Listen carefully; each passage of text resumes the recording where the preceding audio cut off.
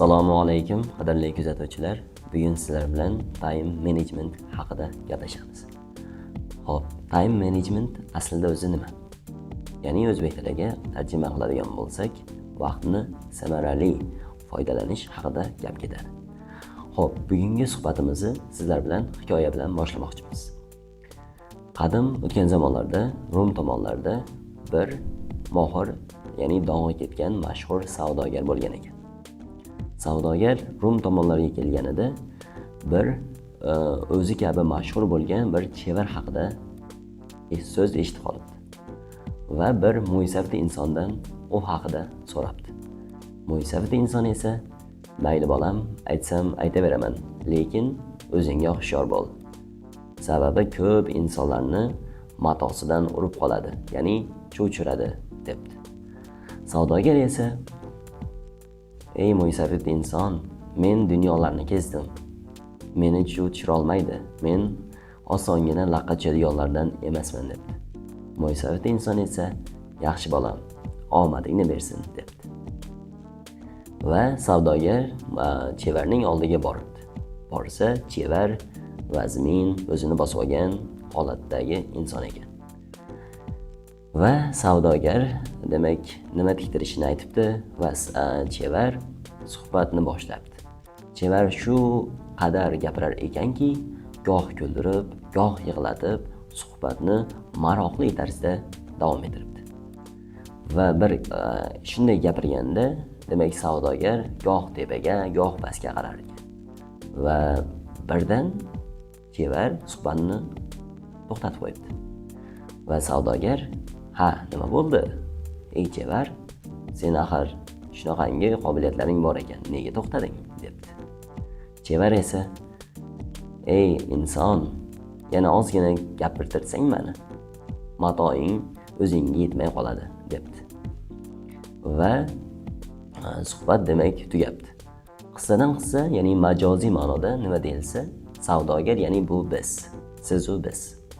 Xo'p, mo'ysafid inson bizni ota-onalarimiz, ustozlarimiz, ya'ni bizga yo'l ko'rsatadigan insonlardir. Endi chevarga keladigan bo'lsak, chevar bu hayot.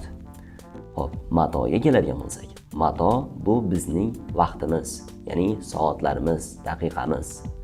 Ya'ni qissadan nima xulosa olamiz desa, qissadan demak biz ham vaqtimiz keraksiz narsalarga ko'p ketib qolmasligini oldini olish uchun aytilgan bir majoziy hikoya edi.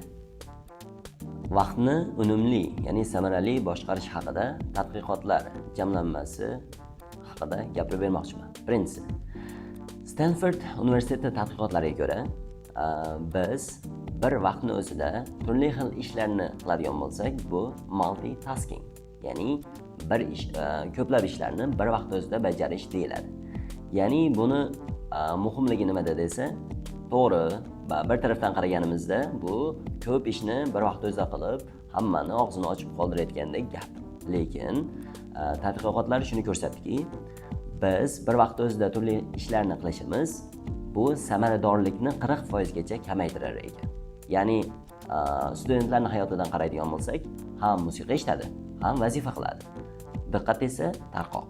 Ya'ni samaradorlik tushib ketadi. Nima yozganini, nima o'qiganini bilmaydi. Ikkinchisi, Texas universiteti tadqiqotlariga ko'ra, biz telefonimizni oldimizda olib yursak, ya'ni garchi ishlatmasak ham, bu diqqatimizni pasaytirar ekan. Ya'ni bu fan tilida brain drain effekti deb atalar ekan. Ya'ni bu nima desa, ya'ni brain degani miya, drain ya'ni qurish. Ya'ni miyamiz quriydi. Qanday holatda? Misol uchun, biz ko'plab ishlarimizni hozirgi kunda raqamli texnologiya davrida yashaganimiz uchun telefonlarimizni oldimizda olib yuramiz. Garchi buni ishlatmasak ham, diqqatimiz telefon haqida bo'ladi. Uchinchisi, Parkinson qonuni. Ya'ni u qonunda nima deyilgan? Biz tasavvur qiling, 20 minutda so'z yodlashga demak qobiliyatga egasiz.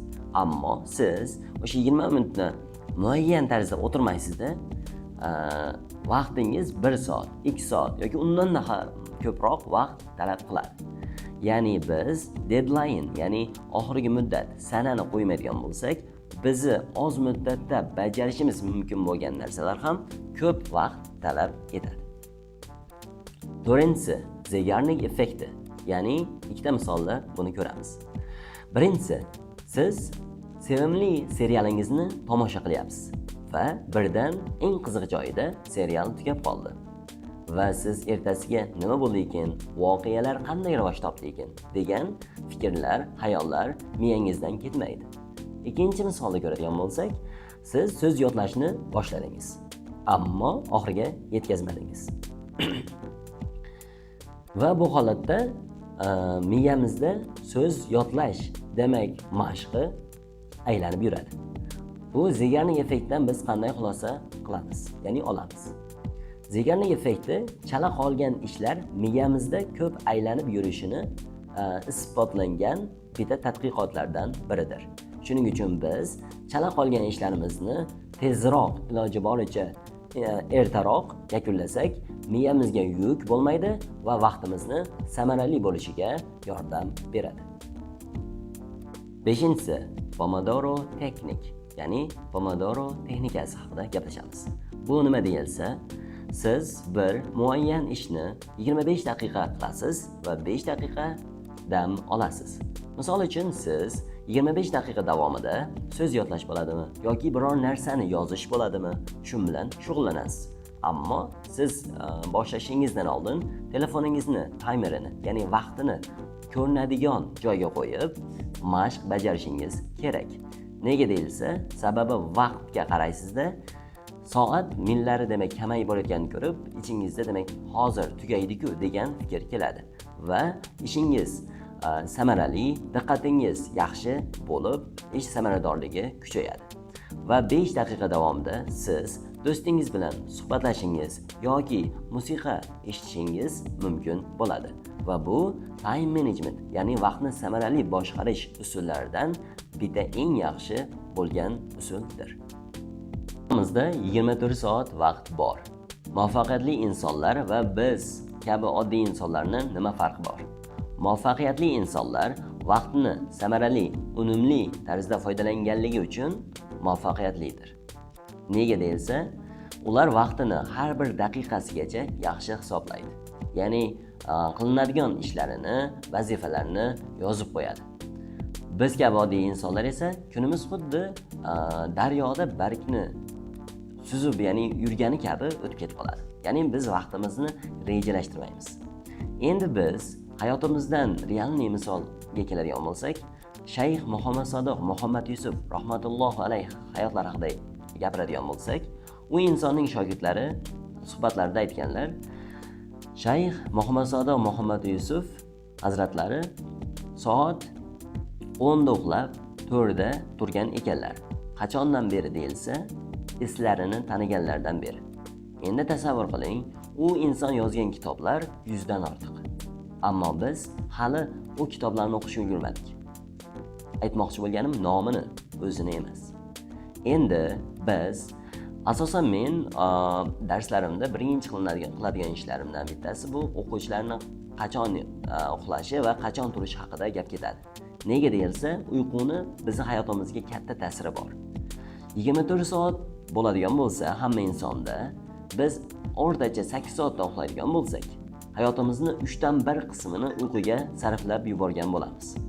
Bu juda katta ham raqam. Endi shu raqamni qanday kamaytirsak bo'ladi? Ya'ni samarali tarzda. Xo'p, olimlar uyquni ikkiga bo'lgan. Birinchisi non-eye rapid movement. Ikkinchisi eye rapid movement deb nomlanadi. Endi birinchi qismida bu tanamiz dam oladi, ikkinchisida ko'zimiz ochiq holatda bo'ladi. Ya'ni ochiq holat degani qanday? Ya'ni ko'zimiz sezgir holatda. Ya'ni biz nimadirlarni his qila olamiz. Ya'ni kimdir gapirsa eshita olamiz, lekin javob bera olmaymiz. Lekin uyquni demak 10 da uxlab 4 da turishning foydalaridan bittasi soat 10 dan 11:30 gacha bo'lgan vaqtda, ya'ni 90 minutda uyqu almashadi. Lekin biz ba'zan 12 soat uxlaganimizda uyquga to'ymaymiz. Sababi nega deyilsa, sababi oddiy, ya'ni noto'g'ri vaqtda uxlab, ya'ni turgan bo'lamiz. Shuning uchun biz uyquga juda ham yaxshi e'tibor, ya'ni qattiq nazorat qilishimiz kerak. Chunki uyqumiz samarali bo'ladigan bo'lsa, keyingi ishlarimiz ham samarali bo'ladi. Bugungi suhbatimizni mashhur insonlarning vaqt haqida aytgan gaplari bilan yakunlaymiz. Birinchisi, Hasan Basriy hazratlari vaqt haqida shunday deganlar: vaqt bu qilich kabidir. Uni kesmasang, u seni kesadi. Ikkinchisi, Benjamin Franklin: yo'qotilgan vaqt hech qachon qayta topilmaydi. Uchinchisi, Albert Einstein: vaqt bu illyuziya. To'rtinchisi, Charles Darwin: bir soatini behuda sarflashga jur'at qilgan inson hali hayot qadrini anglamagan. Beshinchisi, Leonardo da Vinci: vaqt undan foydalana oladigan inson uchun yetarlicha uzoq davom etadi. Oltinchisi, Blaise Pascal: vaqt g'am va nizolarni davolaydi, chunki biz o'zgaramiz. Yettinchisi, Seneca: hayot qisqa emas, biz uning katta qismini isrof qilamiz. Sakkizinchisi, Carl Sandburg: vaqt hayotingizning dengasi, sizdagi yagona boylik. To'qqizinchisi, Steve Jobs: vaqtingiz cheklangan, uni boshqalarning hayotida yashab sarflamang. 10-si, Bruce Lee: agar hayotni sevsangiz, vaqtni isrof qilmang, chunki hayot aynan vaqtdan tashkil topgan. Aytib o'tilgan maslahatlarni amalda qo'llashga harakat qiling. Keyingi suhbatlarda ko'rishguncha omon bo'ling.